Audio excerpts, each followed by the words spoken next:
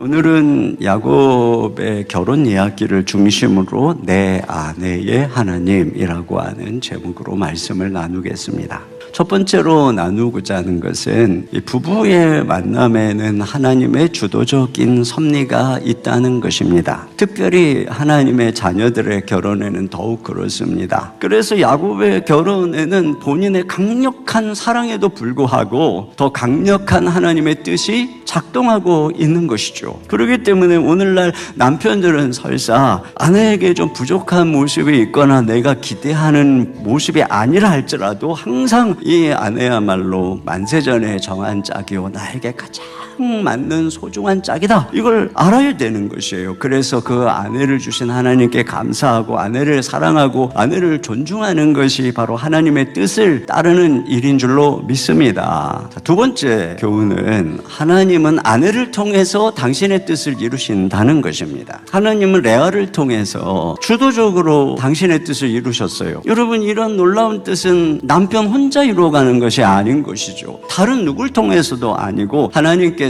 아내를 통해서 당신의 뜻을 이루어 가시는 것입니다. 아내는 단순히 가정을 유지하는 정도의 사람이 아니라 하나님의 뜻을 이루는 아주 소중한 동역자인 것이고, 여기에 아내의 진정한 가치가 있는 것입니다. 그 레아는 자신의 내면의 괴로움을 한나처럼 하나님께 기도할 줄 아는 여인이었어요. 그렇기 때문에 라헬처럼 질투하지도 않았고 남편에게 대들지도 않았고 순종했습니다. 결국은 하나님께서는 이와 같은 레아를 더 귀하게 여기신 것이고, 하나님이 당신의 뜻을 주도적으로 그를 통해 이끌어가는 것을 볼 수 있는 것입니다. 사람의 진정한 가치와 아름다움은 내면에 있는 것입니다. 오늘날 존귀한 아내들이 많은 상처를 받습니다. 남편들은 아내의 진가를 빨리 알아차릴 수 있도록 그리스도 안에서 성숙해 가야 됩니다. 자기 자신의 사고와 생각을 세상의 기준에 따라가는 태로 방치하는 것은 하나님의 뜻을 어기는 일이고 아내를 힘들게 하는 일이고 가정을 파괴하는 일인 것입니다.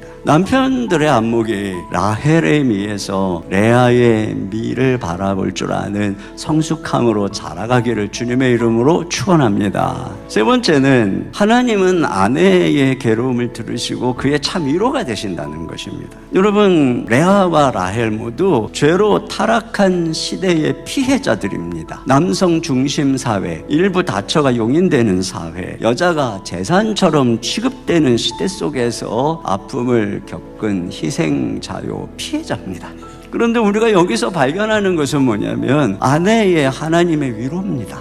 저는 이러한 모습을 보면서 마치 그 시집간 딸을 사랑하는 아버지 마음을 바라보게 됩니다. 그런 아버지 심정으로 이 남편이 지금 아내를 사랑하지 못하는 거 마음 안타까워하고 계시는 거예요. 결국 아내의 하나님께서 남편들에게 원하는 게 뭘까? 아내를 사랑하라는 것입니다.